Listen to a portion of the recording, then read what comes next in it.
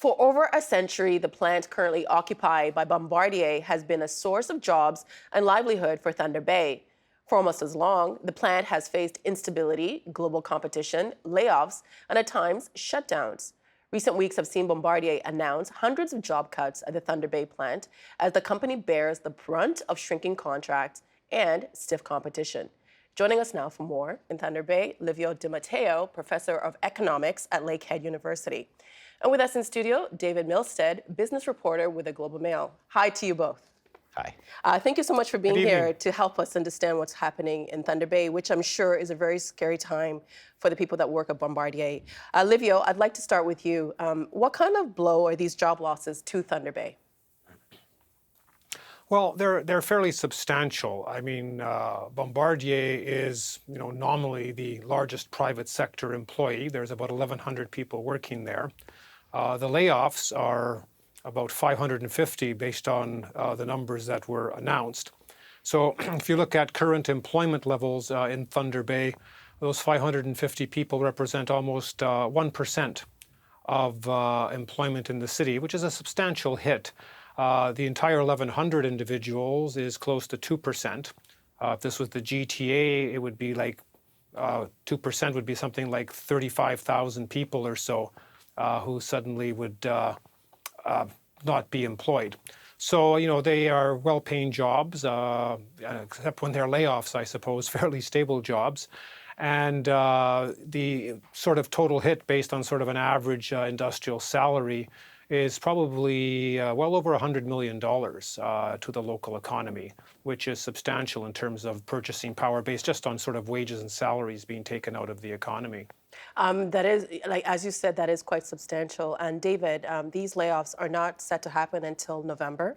But why did what did they say were the reasons for the layoffs?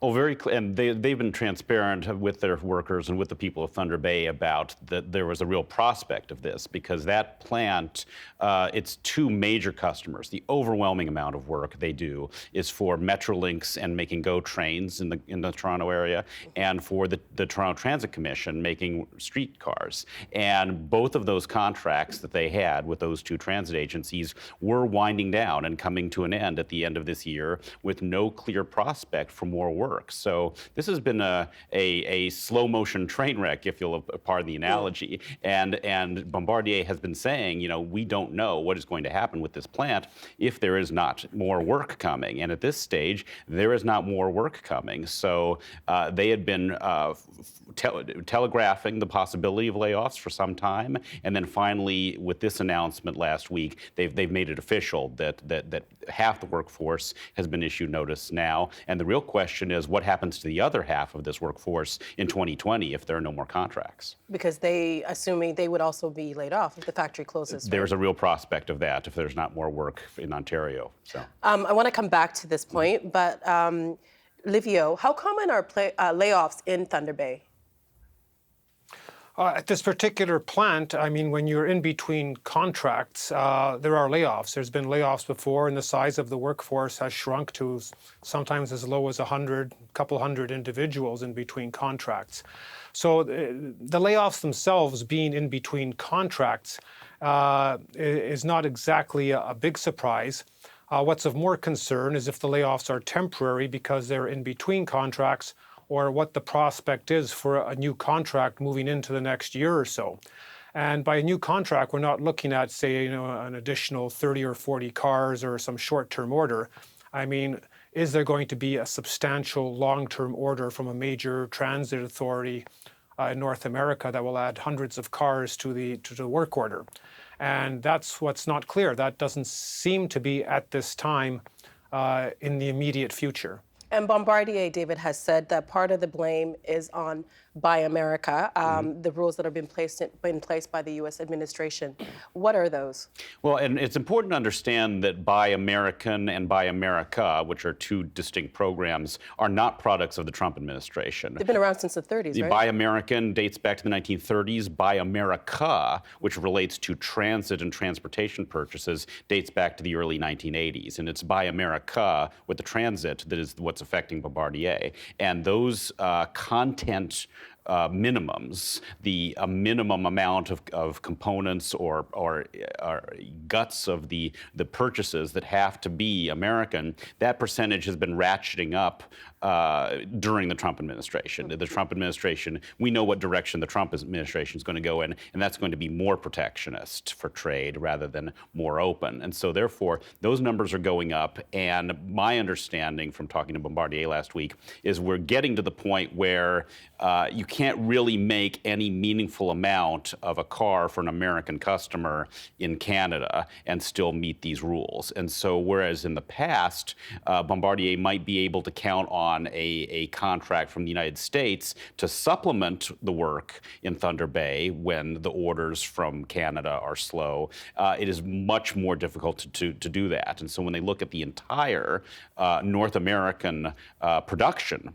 footprint that they have, and they've just opened a plant in Northern California to serve the San Francisco Transit Agency, and they have one in New York State, and they have one near Pittsburgh, Pennsylvania. They're looking at those three plants and saying, well, that's where we're probably going to have to serve the United States, and then if we do ultimately get something more from Canada, we may have to serve Canada from the United States instead of from Thunder Bay. If you live in Toronto, you're probably familiar to Bombardier for the simple fact that they have made the news for other reasons. To what extent is company mismanagement a factor in all of this?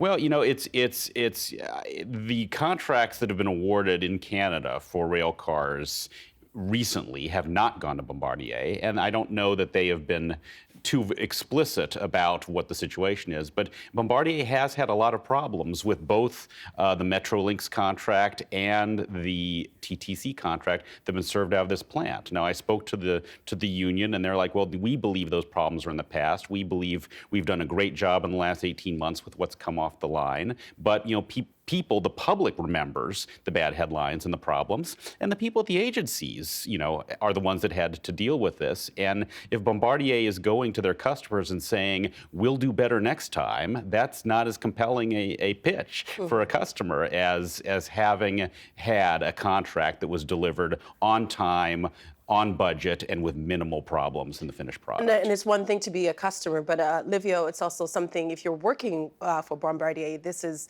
a possibility affecting your whole entire life. I want to ask you the same question. To what extent is company mismanagement a factor in all of this?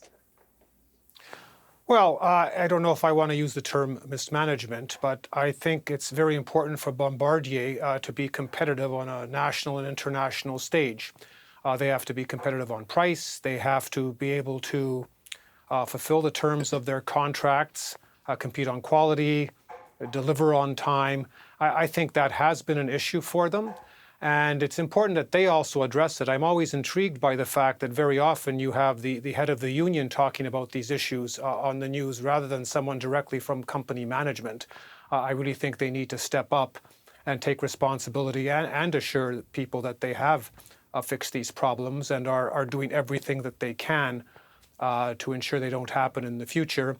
The world has become more competitive. We're competing with Siemens. We're competing with other companies around the world. And the Canadian market itself is not large enough, really.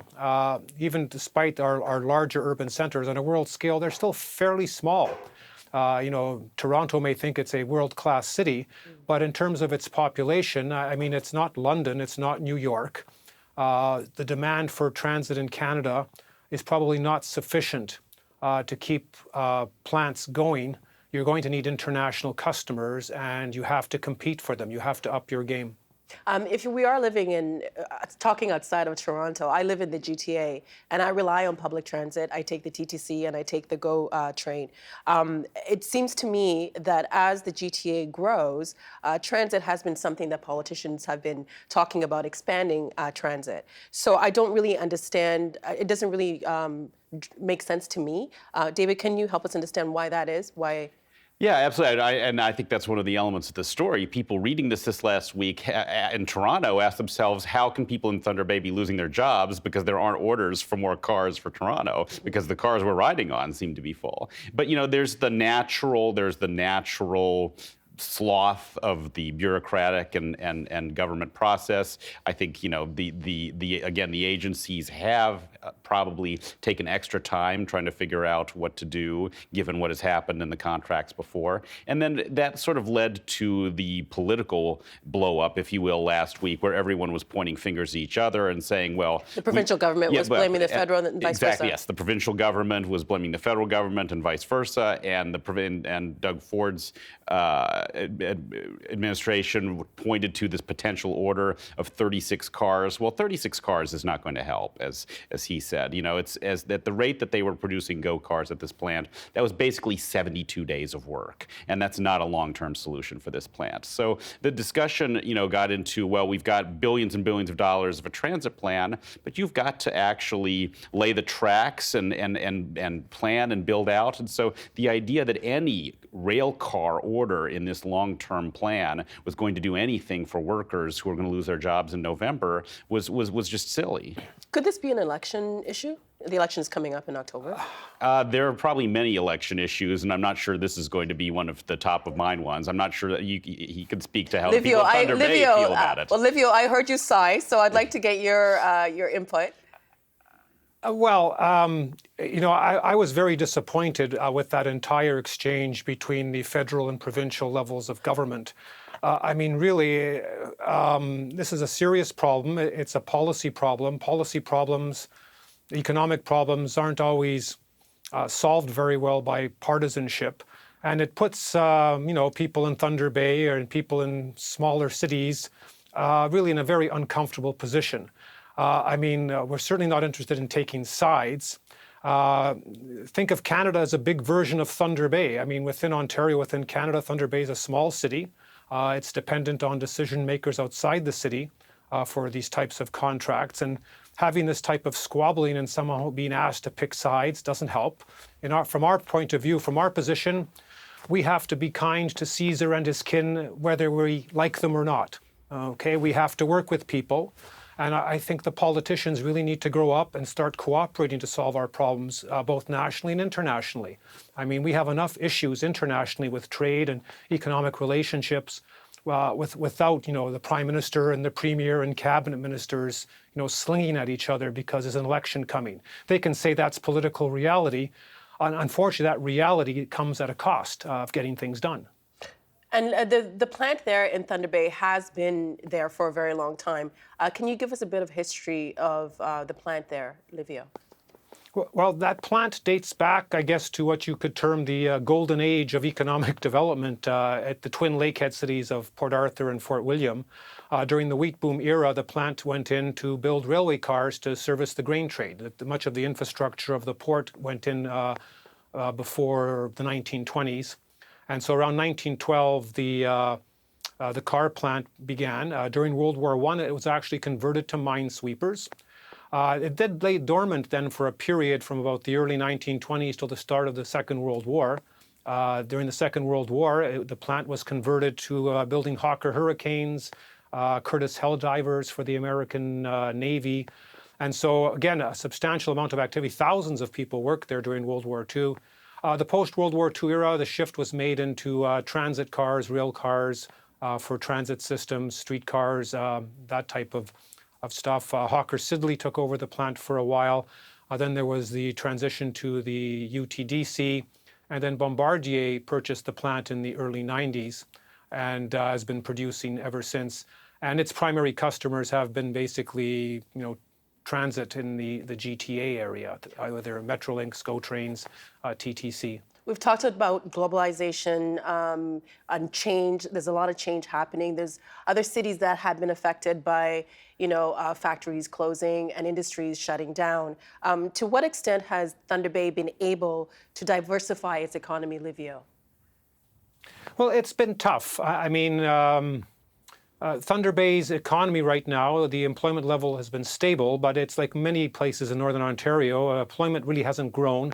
The economy is stable and then punctuated by periodic crises like the one I guess we're currently facing. Employment here peaked roughly around 2003, 2004. Then the forest sector crisis led to the closure of many mills in the Northwest. In Thunder Bay, 3 out of the 4 mills ultimately closed by the onset of the 2009 recession. I mean, they were sort of, in a sense, already done for, and a major sawmill. So about 5,000 jobs disappeared. We've made up a couple of thousand of those, but employment didn't really start to rise again and recover those jobs until about 2014. So it's only been the last 4 or 5 years. There's been movement into food and accommodation, the knowledge economy, a lot of research. The university and the college here both have substantial international student recruitment. And the mining sector has picked up in the region. That's been having a lot of potential. But again, the mining sector is not as labor intensive as mining used to be, say, 20 or 30 years ago. And so there's been important contributions to the regional economy servicing the mining sector in the area and some employment generation. But again, there's still work to be done. Employment is essentially stable. And that, I think, is something that after the job losses of the first decade of the 21st century is the case in a lot of the smaller towns in the region. As well as other towns in Northern Ontario and cities in the Northeast. Is it a concern that, with these possible layoffs, that people might make plans to leave Thunder Bay and what that kind of impact would have to the city? Well, out-migration's been a concern here for a long time, particularly the young, often for a variety of reasons. And that's not always for a job. Sometimes they'll even have jobs here and move away because they would like to experience something different, and then they might come back 10 or 20 years later. In terms of this immediate impact, I mean, even when the forest sector crisis hit, what's interesting is a lot of the skilled tradesmen working at the pulp mills, mechanics and pipe fitters and et cetera, a lot of them continued to live here and found work out west, particularly in the oil economy in Alberta and Saskatchewan, and they commuted to work. So I guess a lot depends on whether the layoffs are perceived as temporary or long-term. If they're perceived as temporary, you can expect people probably to sort of make do or find work out of town and commute for a while. If the layoffs are permanent, then over the longer term, that probably will have some effect on population. David, should the federal or the provincial government try to help the people affected by the layoffs? Well, certainly, and one of the things that's been brought up in the last week is, again, the potential Canadian response to the Buy America. And, well, why can't we do something like that? So that's some of the workers at the plant said as much to us. Why can't Canada have a much higher threshold for Canadian content for its transportation purchases? One of the problems is that Canada is a signatory to a trade agreement with the European Union that limits the ability of a province to create one of those rules that says, oh, well, 75% of the content of our rail cars have to be from Canada. In fact, we're capped at 25%. And one of the problems is that two of Bombardier's major competitors, Siemens and Alstom, are European. And so you could not apply that to them. I understand that there's an argument, Bombardier would make the argument, you could still put in place that rule, and that would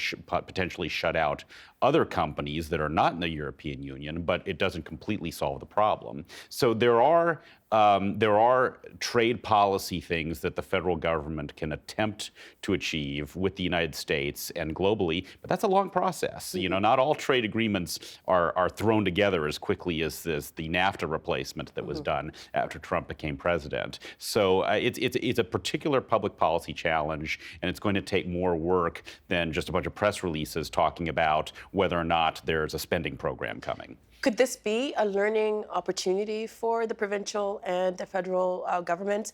By that, I mean, we have one company that's producing equipment that we need in Ontario across the country. Do we need to reconsider that moving forward? Well, some would say yes, certainly. And then there's another side of this argument which needs to be presented too, which is that these agencies are representing the taxpayers or the fare payers of Toronto and Ontario, and they need to purchase the best possible rail cars at reasonable prices and ensure they work. And If a European company can make the case that they can do it better than a Canadian company, there's absolutely a negative effect to the Canadian workers. But it's a balancing act. So that you wouldn't want to get in a situation where we buy Canadian at all costs. So therefore, you have to ask yourself, how do we balance these competing interests? Because the people of Thunder Bay are clearly paying for some of Bombardier's problems in getting these cars delivered to their Canadian customers on time and on budget. Livia, I want to ask you the same question. Do you think the government should get involved? And if you do, which government? Well, I think the governments need to work together. I think Ottawa and Queen's Park need to have a more cooperative relationship. They both say they're committed to public transit. They both want to invest in public transit. The first step is to have money for public transit available. Then after that, it's up to Bombardier to compete for the contract. I think Bombardier does need to compete for the contract. We have signed an agreement with the Europeans, which makes it much more competitive. Even if you put in additional Buy Canadian provisions, ultimately, you have to be competitive. It's not enough for Bombardier just to service Canada. Bombardier has to be able to compete in the world market, and so they're going to have to compete with these other countries anyway, or these other companies anyway on international markets. So they may as well start getting some practice in Canada. And David, is the Thunder Bay plant commercially viable? I'll let you have the last word. Oh, you would ask me that question. Yep. Not without more contracts from Ontario and with the current American trade situation. I have a hard time understanding how this plant is going to work in the long term without orders from Ontario and with the current U.S. trade policies. And Livio, a few more seconds. Do you want to add to that? There's not much to add to that. In the end, they need contracts to be viable. Well, thank you both, gentlemen, for helping us understand this, and we will be thinking about the people in Thunder Bay. Thank you so much. Thank you. Thank you. The Agenda in the Summer with Nam Kiwanuka is brought to you by the Chartered Professional Accountants of Ontario. CPA Ontario is a regulator, an educator, a thought leader, and an advocate. We protect the public. We advance our profession. We guide our CPAs. We are CPA Ontario. And by viewers like you. Thank you.